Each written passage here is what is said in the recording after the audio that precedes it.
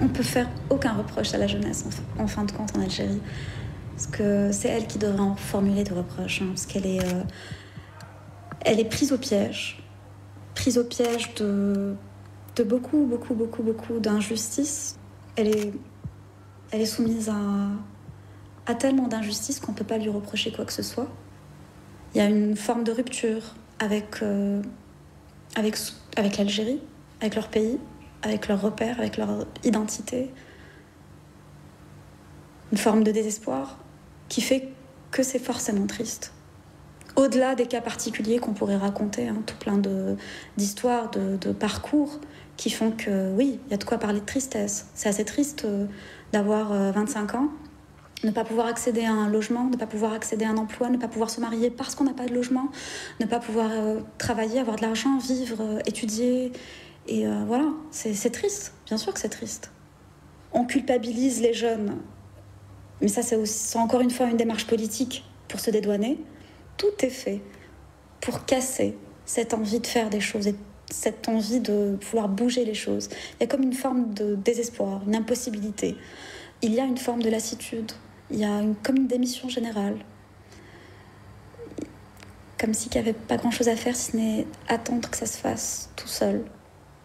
C'est assez triste et c'est assez complexe, même si on peut en citer des exemples de personnes qui font bouger quand même la société, l'Algérie, et qui... Voilà, mais il n'y a pas de mobilisation autour d'un projet. Il y a des actions dispersées, des actes isolés, on va dire. Mais il n'y a pas de mobilisation générale qui converge vers un même idéal.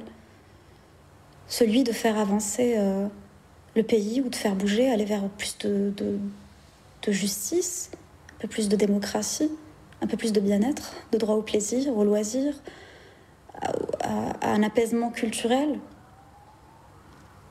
Il n'y a pas de projet commun. Il y a eu en fait... ils ont réussi à casser toutes les initiatives et ils ont réussi à diviser les gens, diviser les Algériens. Il y a beaucoup d'hostilité. C'est assez fascinant. Parfois, j'éprouve une forme d'admiration pour ce régime, parce que il le réussit très bien. Il a réussi à monter les Algériens les uns contre les autres pendant qu'il fait ses petites affaires. Est-ce que les jeunes ont le droit d'exister pleinement? C'est une question. Est-ce que la femme algérienne a le droit d'exister pleinement? C'en est une autre. Beaucoup plus dramatique, ça c'est sûr. Il y a 2 mois, à Jijel, dans une ville de l'Est, extrêmement conservatrice, une jeune femme qui n'a même pas 20 ans, qui s'appelait Romaïssa, s'est suicidée avec son amoureux en se jetant du haut d'un immeuble pour échapper à un mariage forcé. Alors ça fait un petit peu caricature d'en parler comme ça, mais oui, en Algérie, il y a des mariages forcés. Quand on sort de la capitale, quand on sort d'Alger, il y a de quoi se taper la tête contre un mur. Tellement il se passe des choses horribles, quoi. Les femmes sont battues, les femmes sont marginalisées, sont étouffées. Il y a un véritable problème du rapport à la femme en Algérie. On la diabolise, c'est la cible de toutes les de toutes les frustrations, de toutes les colères qu'on rejette forcément sur elle. Et alors, c'est des violences sous toutes ses formes. Donc, c'est des violences dans la rue, c'est des violences concrètes, des femmes combat, c'est des violences dans le code de la famille qui fait que beaucoup de femmes souffrent de la polygamie, par exemple, même s'il y a eu des amendements qui font que maintenant on demande son avis à la femme, mais on sait très bien que dans la réalité des choses, elle n'a pas trop son mot à dire. Une femme peut aller déposer plainte pour violence conjugale, ensuite elle est bien obligée de rentrer chez elle, affronter son père, qui sera peut-être pas content, ou son frère, ou son cousin, et encore moins son mari. Il y a toujours eu cette culture musulmane dans laquelle on a tous bercé, dans laquelle on a grandi. Mais on sent maintenant qu'il y a autre chose, une forme de fermeture, de désir d'aller vers un extrême. On le sent. Et on sent que c'est la femme qui est autour de tout ça. On sent qu'elle dérange, que son émancipation est effrayante pour eux. que de la voir dans la rue, ou conduire, travailler, gagner de l'argent, avoir des idées, ça gêne, ça gêne.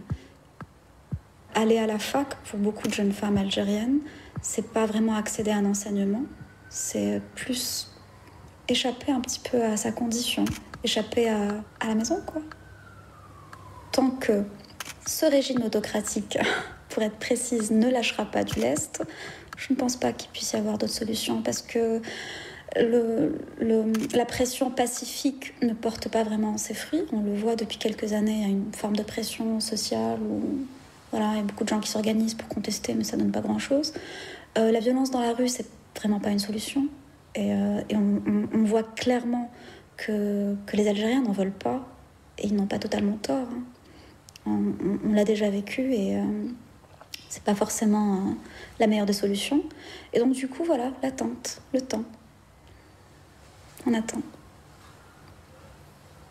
Attendre quoi, on sait pas trop, mais on attend.